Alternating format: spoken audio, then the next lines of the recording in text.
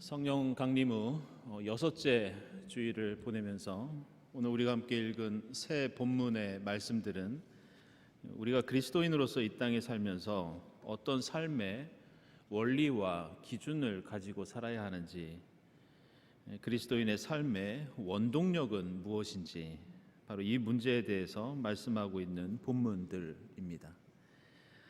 지난주일 성서일과는 우리가 아모스서 7장에 나오는 이 아모스와 아마샤 제사장의 논쟁을 함께 나누었고, 오늘 본문은 그 이야기에 뒤이은 아모스서 8장을 우리에게 소개하고 있습니다. 오늘 본문 보면 사실 아름답고 은혜로운 말씀이 아니라 참으로 무서운 심판의 말씀이 등장합니다. 내용을 보면 이스라엘은 끝장났다. 궁궐에서 부르던 그 노랫소리는 통곡으로 바뀔 것이다. 땅에 사는 이들이 빛이 사라지고 어둠이 찾아오며 통곡하며 비통과 기근과 배고픔이 닥칠 것이다. 이런 말씀을 지금 아모스가 선포하고 있습니다. 그렇다면 왜 이토록 무시무시한 이 심판의 말씀이 우리가 지난 주일에 함께 읽은 아모스서 7장에 이어서 이 8장에서 계속되고 있는 것일까? 그 아모스 예언자는 특별히 이스라엘 역사에서 이 기원전 8세기에 활동했던 그런 예언자입니다. 그런데 이스라엘 역사에서 이 8세기, 기원전 8세기는 중요한 의미를 담고 있습니다. 왜냐하면 이때 또 다른 유명한 예언자들이 활동을 했었는데, 바로 여러분들이 잘 아시는 호세아 예언자, 미가 예언자가 역시 8세기 예언자입니다. 그런데 이들에게는 하나의 공통점이 있습니다. 그것은 안타깝게도 이들이 선포했던 말씀은 대부분 철저한 심판의 메시지입니다. 이렇게 같은 시대의 예언자들이 비슷한 심판의 메시지를 선포했다는 것은 그만큼 이들이 살았던 그 시대가 다른 시대와 구별되는 특징이 있었다는 것을 가리킵니다. 그래서 미가서를 보면 1장부터 하나님께서 땅을 짓밟으시고 산이 녹고 평지가 갈라진다고 나오는데, 그것은 이스라엘의 죄악 때문이라고 말씀합니다. 그러면서 미가 예언자는 말씀만 선포할 뿐 아니라 하나님의 진노를 생각하면서 슬퍼하고 예언자 스스로 통곡하고 구슬피 울면서 미가서 1장을 보면 타조처럼 목 놓아 울 뿐이다, 이렇게 고백합니다. 이것은 호세아서도 마찬가지입니다. 호세아서 1장부터 너희는 더 이상 나의 백성이 아니며 나도 이제 더 이상 너희의 하나님이 아니다, 이런 말씀을 전합니다. 앞으로 닥칠 이스라엘의 심판은 마치 처음 태어난 날같이 발가벗겨져 내버려질 것이고, 사막처럼 메마르게 되고 땅이 갈라지고 마침내 목이 타서 죽게 될 것이라고 그렇게 호세아가 말합니다. 이처럼 아모스 예언자와 기원전 8세기에 활동했던 이 다른 예언자들은 이스라엘이 죄악 때문에 엄청난 재앙을 자초했으며 가장 강하고 가장 철저한 어조로 이스라엘이 심판을 당할 것이라고 말씀합니다. 그리고 이러한 예언들은 그 역사를 살펴보면 예언으로 끝났던 것이 아니라 실제로 북이스라엘은 아시리아 제국에 의해서 얼마 있다가 처참한 현실을 마주합니다. 많은 사람들이 살육당하고 포로가 되어 끌려가고 많은 사람들이 이곳저곳으로 흩어지는 그러한 비극을 경험합니다. 그런데 우리가 여기서 생각할 것은, 그렇다면 이들 예언자가 활동했던 이 기원전 8세기는 도대체 이스라엘 역사에서 어떤 시대였는가? 이 당시 북이스라엘의 왕은 이 여로보암 2세라고 하는 왕이었습니다. 그런데 놀랍게도 이 여로보암 2세가 통치하던 당시의 북이스라엘은 이스라엘 역사상 가장 번성하고 경제적으로 가장 잘 살 때였습니다. 열왕기하 14장 25절을 보면 여로보암 2세 왕의 치적이 나옵니다. 그런데 그가 이스라엘의 땅을 하맛 어기로부터 아라바 바다까지 회복하였다. 이렇게 나옵니다. 근데 여기 나오는 하맛 어귀부터 아라바 바다까지의 영토는 바로 다윗 솔로몬 시대 때의 이스라엘의 영토의 범위였습니다. 따라서 이 말씀은 아모스, 호세아, 미가 당시의 이스라엘이 그동안은 나라가 작고 보잘것없었지만 이제 여로보암 2세 왕 시대에 다윗 솔로몬 시대처럼 나라가 확장되고 번성했다. 이런 뜻입니다. 게다가 아모스서 6장 13절을 보면 당시 이스라엘이 로드바를 점령하고 기르나임을 정복했다는 그런 말씀도 나옵니다. 이 당시 고대 중동에는 이집트부터 메소포타미아 지역까지 서로 상업적인 교역을 할 수 있는 국제 교역로가 고속도로처럼 뚫려 있었습니다. 보통 그 도로를 왕의 대로 이렇게 부릅니다. 그런데 이 아모스서에 나오는 이스라엘이 점령했다고 하는 로드발과 기르나임은 이 도로에서 매우 중요한 위치를 차지하고 있던 요충지였습니다. 따라서 이 두 도시들을 차지하고 있었다는 것은 이스라엘 주변 지역을 오가는 모든 상업적인 활동을 이스라엘이 통제하고 있었다는 뜻입니다. 그리고 그것을 통해 엄청난 경제적인 부를 얻고 있었다는 것을 의미합니다. 따라서 당시 북이스라엘은 돈이 많았습니다. 나라가 부강했습니다. 영토도 가장 넓었습니다. 고고학자들이 발굴한 것을 보면 당시 도시에는 이 상아로 만든 진귀한 물품들이 많이 있었고 사치품들이 넘쳐났습니다. 당시 이스라엘의 상류층들은 넘치는 부를 주체할 수 없어서 별장도 겨울 별장과 여름 별장을 따로 두고 있었고 온갖 사치와 호사를 즐겼고 기록을 보면 포도주를 마실 때도 작은 잔이 아니라 큰 대접으로 마셨다. 이런 내용이 나올 정도였습니다.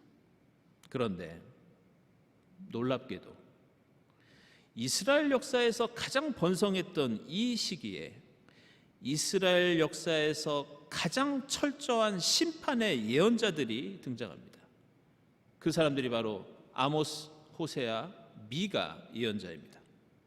정치, 경제, 군사, 외교, 이스라엘이 다방면으로 발전했던 시대인데 예언자들의 말씀은 온통 조롱과 멸망과 심판으로 가득 차 있는 것을 볼 수 있습니다. 그렇다면 오늘 아모스와 호세아 그리고 미가 같은 예언자들은 왜 이렇게 번영과 풍요를 구가하던 시대에 그토록 심판을 선포했던 것일까? 그 원인은 오늘 우리가 함께 읽은 8장 11절과 12절에 담겨 있습니다. 말씀을 보면 하나님께서 이렇게 말씀하십니다. 사람들이 배고파하겠지만 그것은 밥이 없어서 겪는 배고픔이 아니다. 사람들이 목말라 하겠지만 그것은 물이 없어서 겪는 목마름이 아니다. 주의 말씀을 듣지 못하여서 사람들이 굶주리고 목말라 할 것이다.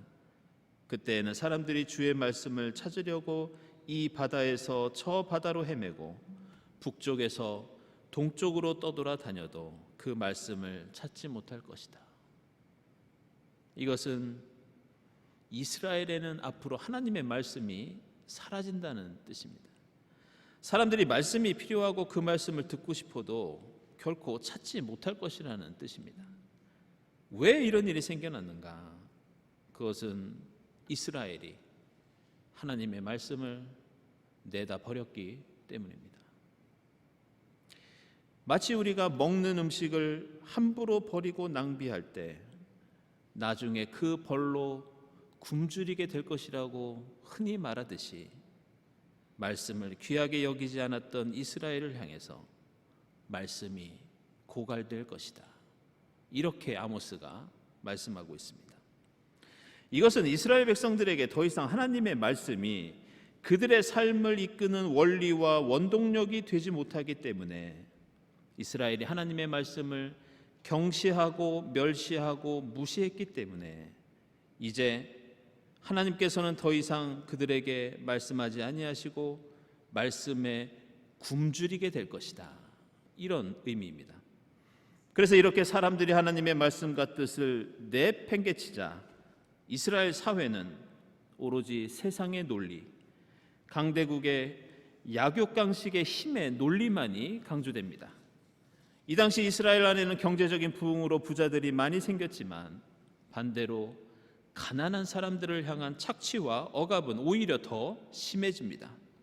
가난한 백성들은 이전보다 더 힘들고 비참하게 살아갑니다. 나라에 돈이 쌓이자 돈 있는 사람들은 점점 하나님을 멀리하고 사치와 향락에 빠집니다. 심지어 제사장과 종교 지도자들까지도 하나님을 무시하고 자기의 입속을 차리는 데만 관심을 두었습니다.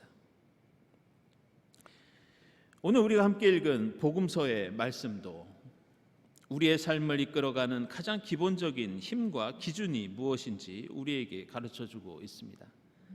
오늘 누가복음서 10장에 나오는 내용은 우리가 잘 아는 두 자매의 이야기, 바로 마르다와 마리아의 이야기입니다. 이 마르다와 마리아는 바로 이 나사로의 누이들이었습니다. 그래서 요한복음서 11장을 보면 이 나사로가 병들어서 죽었을 때 예수께서 그 죽은 나사로를 다시 살리시는 그런 기적을 베풀어 주십니다. 예수께서는 이 일로 이 가정의 가족들과 특별히 가깝게 지내셨는데, 특별히 공생의 기간 동안 이곳저곳을 다니시다가 쉴 데가 없을 때는 이 가정에서 머물렀던 것으로 보입니다.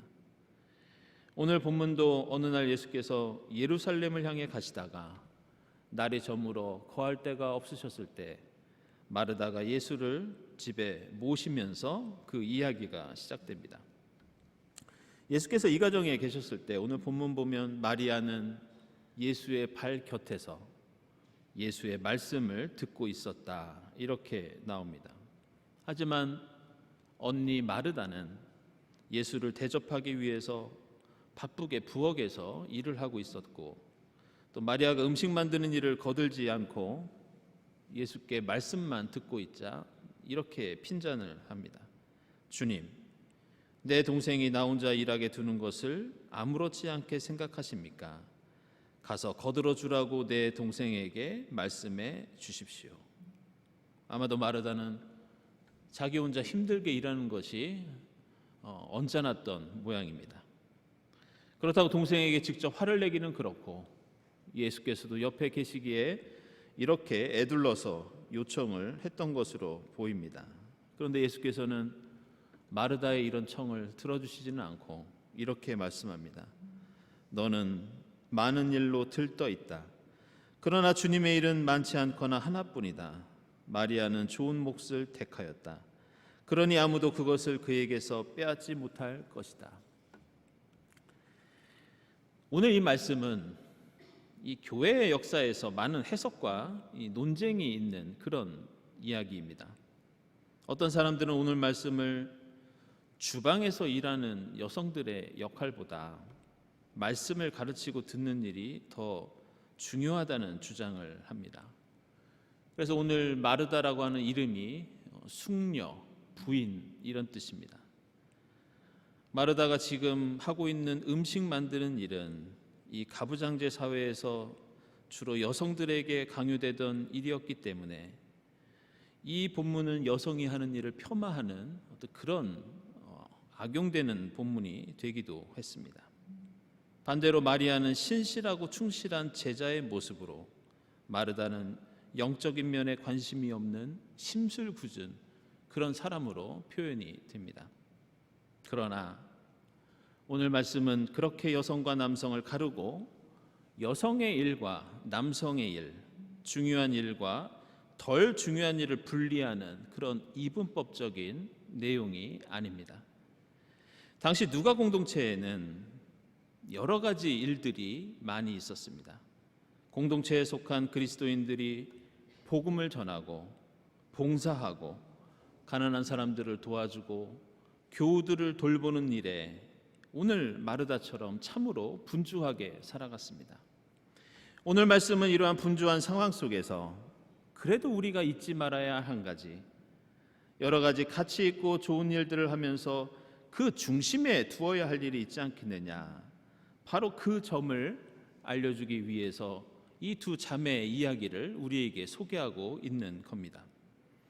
그래서 누가복음서 기자는 우리가 주목할 것은 오늘 이 마르다와 마리아 이야기 앞에 의도적으로 어떤 일화를 소개하고 있는데, 그것은 바로 우리가 지난 주일에 함께 살펴봤던 복음서 누가복음서 10장 25절부터 37절까지 나오는 선한 사마리아인의 비유입니다. 누가복음서 기자는 선한 사마리아인의 비유를 통해서 우리가 고통당하고 어려움 가운데 있는 이웃들에게 선한 이웃이 되어야 한다고 강조합니다. 우리 그리스도인들에게 사랑과 자비만큼 중요한 일이 어디에 있느냐고 호소합니다. 선한 사마리아인의 비유에서 강도당한 사람들을 외면하는 자들이 제사장과 레위 사람이라는 것을 강조하면서 우리의 신앙이 말씀만 읽는 것으로 끝나서도 안 되고 기도만 한다고 다 되는 것이 아니고 이웃에 대한 구체적인 사랑으로 이어져야 한다고 가르칩니다. 그런데 누가복음 기자는 그걸로 그치는 것이 아니라 오늘 이 마르다와 마리아의 이야기를 의도적으로 선한 사마리아 이야기 뒤에 배치하면서 다시 한번 반전을 보여줍니다. 그것은 우리가 사마리아 사람처럼 이웃을 사랑하더라도, 자비를 베풀더라도, 분주한 일을 하더라도 그 모든 일을 이끌어가는 가장 기본적인 일이 있다는 겁니다. 그것은 비록 음식 만드는 일도 귀하고 다른 모든 봉사도 중요하지만 심지어 강도당한 사람을 구해주는 일도 귀하지만 그 모든 바탕에는 하나님의 말씀, 이것이 있어야 한다는 그런 뜻입니다. 비록 선한 사마리아인의 비유에서 율법학자와 제사장과 레위인이 이웃을 외면하고 잘못을 저질렀지만 그럼에도 불구하고 그들이 연구하고 가르치고 선포했던 하나님의 말씀, 그 말씀이 무효가 되는 것이 아니라는 겁니다. 그 말씀을 우리의 삶의 중심으로 삼는 일을 소홀히 해서는 안 된다는 겁니다. 바로 이런 이유로 누가복음서 기자는 선한 사마리아인의 비유에 이어서 오늘 마르다와 마리아의 이야기를 우리에게 소개하고 있습니다. 사랑하는 여러분, 오늘 성령 강림 후 6째 주일을 우리가 보내면서 지금 나의 삶을 추동하는 근본적인 힘이 무엇인지 다시 한번 묵상해 볼 수 있기를 바랍니다. 우리는 얼마나 매일 꾸준히 하나님의 말씀을 읊조리고 있으며 우리는 매일 꾸준히 얼마나 시간을 내어서 기도하고 있으며 내 안에 역사하시는 성령이 주시는 힘으로 살아가고 있는지 우리의 일상생활과 그 삶을 되돌아볼 수 있기를 바랍니다. 오늘 사도 바울은 골로새서 말씀에서 나는 복음의 일꾼이 되었고 교회의 일꾼이 되었다고 고백합니다. 그런데 바울이 자신이 하나님의 일꾼으로서 수많은 일들을 하고 많은 고난 가운데 있지만 그 모든 수고와 애쓰는 일을 가능하게 하는 게 있는데 그것이 바로 내 속에서 능력으로 작용하는 하나님의 활력, 바로 그것이 그 모든 일을 하는 원동력이 되고 있다고 고백합니다. 우리가 하나님의 말씀이라고 할 때 이 말씀이라는 히브리어 단어 나바르는 그냥 우리가 성대를 울리는 말이 아니라 세상을 움직이게 하는 힘이라는 뜻을 갖고 있습니다. 하나님의 말씀에서 말씀이라는 이 단어는 헬라어로 로고스라고 하는데 그거는 세상을 움직이게 하는 원리와 질서라는 뜻을 갖고 있습니다. 그리스도인은 밥심으로 사는 사람들이 아닙니다. 그리스도인은 세상의 질서와 원리에 따라 사는 사람들이 아닙니다. 성령 강림의 절기를 보내면서 말씀과 기도가 우리의 힘이 되고 이 땅을 살아가는 원리가 되어서 내 안에 역사하시는 성령이 모든 일에 활력이 될 수 있기를 주님의 이름으로 축원합니다. 기도하겠습니다.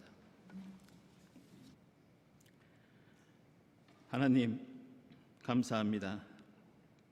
저희가 주의 말씀을 묵상할 때 주님 음성을 들려주시고 기도할 때 사랑으로 응답해 주시니 감사합니다.